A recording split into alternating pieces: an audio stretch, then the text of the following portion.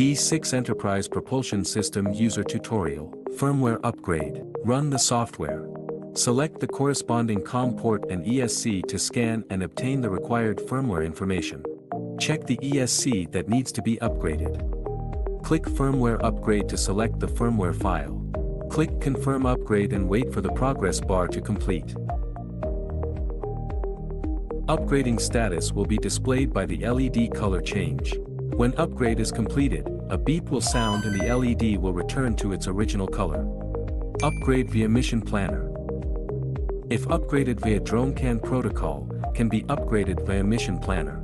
Run Mission Planner and find the corresponding port in the Computer Device Manager. Select the corresponding COM port and baud rate as 115,200. Click Connect. Click EMIV CAN 1 in the DroneCAN/UAVCAN column to refresh the CAN device. The one named CESC is for CESCs. In menu, find the Update option, and select the ESC firmware to upgrade.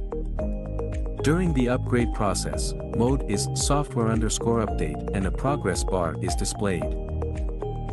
Upgrade status will be displayed by the LED color change. When upgrade is completed, a beep will sound and the LED will return to its original color.